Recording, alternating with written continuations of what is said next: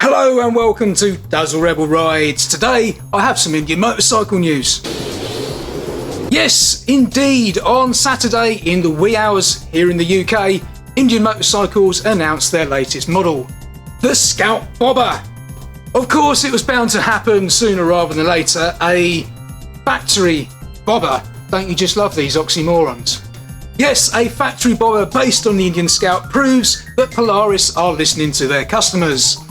After all, bobbing a Scout is what many owners have been doing to their bikes ever since the Polaris-built Indian motorcycle was released in 2015. There's nothing really surprising about the route they've taken. There is a certain look to a bobbed bike after all. So they've cut down the front and rear fender, blacked out the wheels, replaced the traditional clocks with a blacked out set, stuck on a set of blacked out tracker bars and added a headlight cowl that is vaguely reminiscent of that which adorns the Chief Dark Horse. There is also a new seat to accommodate the new fender. Speaking of which, unlike on the Triumph Bobber, you have the option of taking a passenger by adding a pillion kit. This means that you can effectively have two bikes for the price of one. Add the 1920s floating solo seat to complete the bobber look, or slip on the two-up kit and cruise along with your significant other in tow. The riding position has also been changed, with pegs moved 1.5 inches rearwards. The rear suspension has been lowered an angry inch, and a new set of front fork cartridges have been added to give, as Indian puts it, new feel and energy to the ride. There's some knobbly style tyres too. The result, as should be expected from Indian, is right on trend and very high quality. There's 5 colour options available, which are Indian Motorcycle Red, Thunder Black Smoke, Star Silver Smoke, and a new colour to the Indian Motorcycle palette, Bronze Smoke.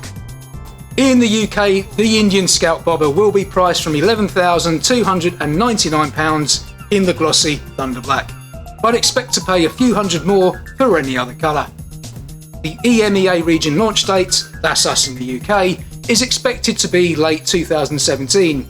So I'm thinking this will be late October, November time, just in time for the models to be displayed at the European bike shows, and more importantly for us Brits, at Motorcycle Live at the NEC in November.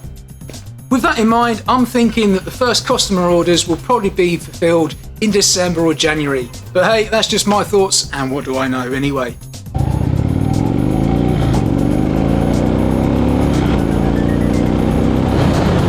So since Indian Motorcycles announced the Scout Bobber on Saturday, I've been asked on social media and on YouTube in various comments and messages what my thoughts on the Bobber actually are.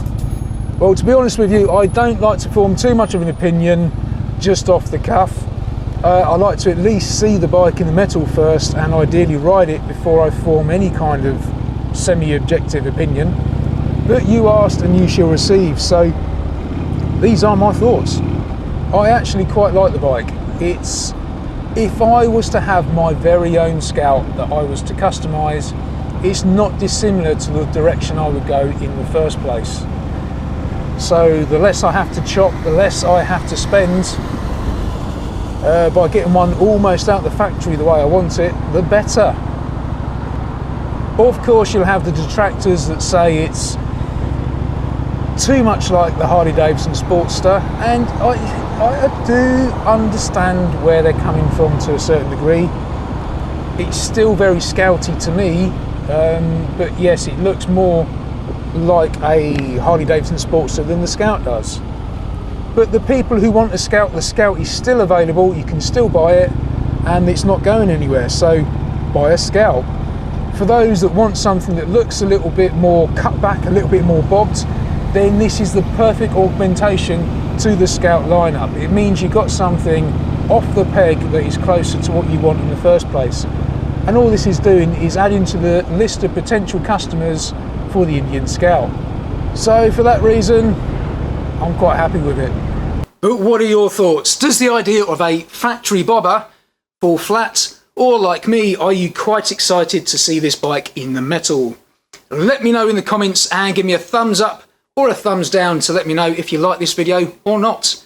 Please feel free to share the link to this video on social media, and if you're subscribed, click the little bell button and be notified when there's new videos.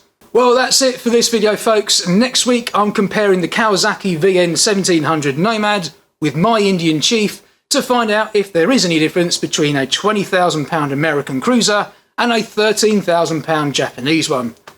Remember, if you like to ride, be sure to subscribe. Click the link below, should be down there somewhere, or continue watching any of these other videos. Vlogs all, folks.